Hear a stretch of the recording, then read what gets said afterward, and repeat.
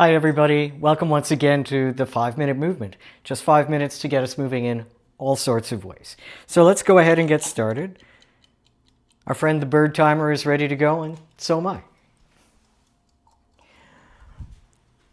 All right, coming to stand with my feet roughly hip distance apart, and I'm going to parallel the feet for this one. And now just noticing where my weight is distributed.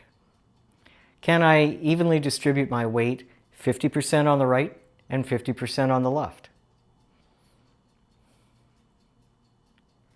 I'm going to think of reaching up through the crown of my head and down through my tailbone. Bringing just a little micro bend into the knees so my knees aren't locked out here. And getting a sense of my pelvis floating above my feet. My rib basket also floating above my feet. And then the other body weight center of my head just kind of floating. So I've got these three buoyant masses in my body. My pelvis, my rib basket, and kind of my head jaw area, where I just get a sense that they're all collaborating with each other to keep me upright. And as I pay attention to, can I, in this relaxed position, maintain a 50-50% weight distribution from right to left, can I now think of sending about 60% of my weight into my heels and 40% into my forefoot. My toes are neither gripping, they're not gripping, but they're also not lifted. It's like they're reaching out like little antennae.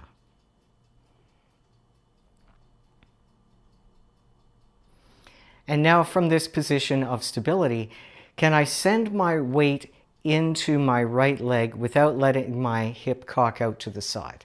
And there's a very easy way to prevent the hip from cocking out to the side, which is to push through the floor with the foot. And then can I bring my other foot closer so that it's just lightly touching down?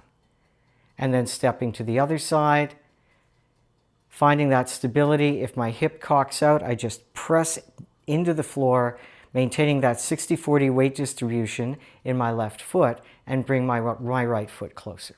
So just stepping, stabilizing, and giving more and more weight into one leg, the other one just lightly touching down for a little bit of support.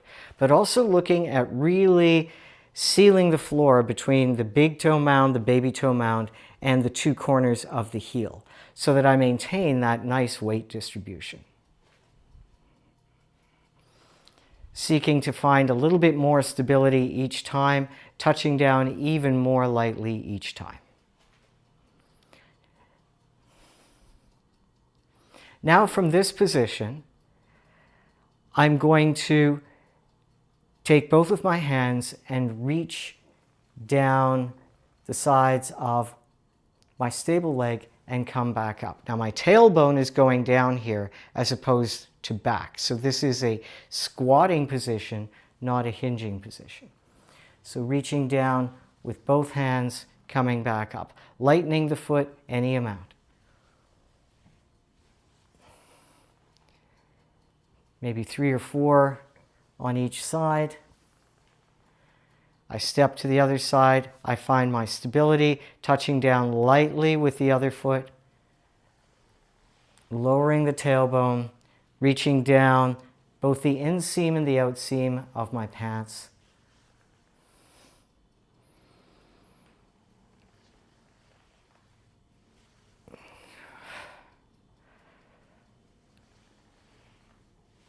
Okay, coming to the other side, now let's actually explore that hinge pattern. So I'm on my right leg, and my right leg is my stable leg, the left is touching lightly down. I'm going to take my right hand and now bring it to touch the inside of my right knee. And while I do this, now instead of lowering my tailbone, I'm sending my tailbone back. If the knee is easy for me, I might try a little bit lower, maybe mid-calf, maybe my ankle. But I'm looking at maintaining stability on that leg. So if I start really relying a lot on the helping leg, I might back off and see if I can find more stability in the stable leg. And of course, I'll try the other side, reaching and touching and standing. Maybe a little bit lower, maybe a little bit lower.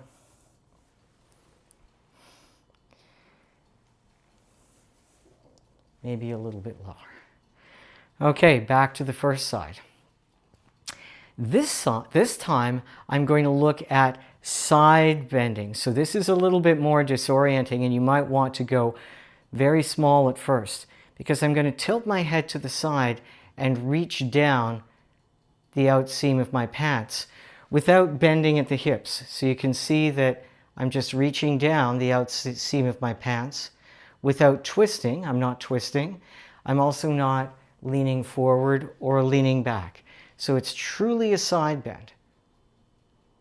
And then coming back up.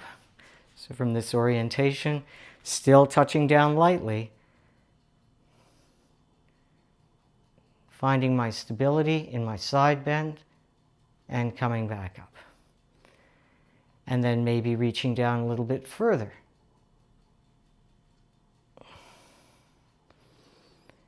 And a little bit further.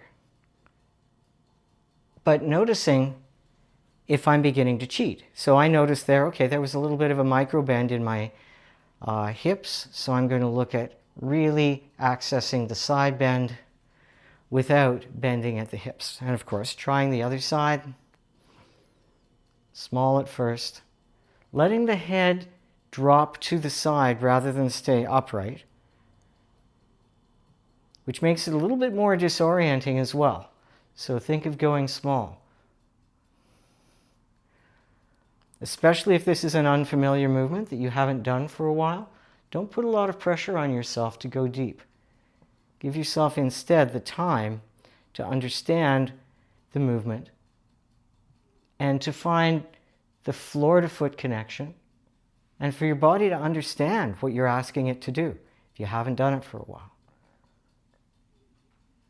Whoa! And there we go. And of course, that's going to happen. All right, so there are 3 really nice movement patterns for you to play with that are going to build some strength. They're going to build greater awareness of the differences between the squat pattern and the hinge pattern. And they're also going to introduce something that we've evolved to do, which is side bend, but that our environments don't ask us to do a whole heck of a lot. So I really like those 3. And of course, you can begin to mix and match them. So I could go down, up, and then down, up, and then side and up.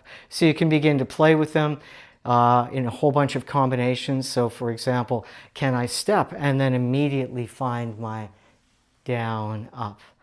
Can I step and then maybe try my, whoops, hinge and back up? Let's try that again. So step, find my balance, try my hinge and back up. And you can see now I'm doing it with the leg fully free. So that's absolutely an option for you as well.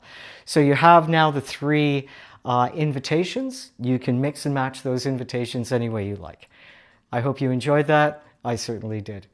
Looking forward to moving again with you soon, I hope. Take good care. Bye now.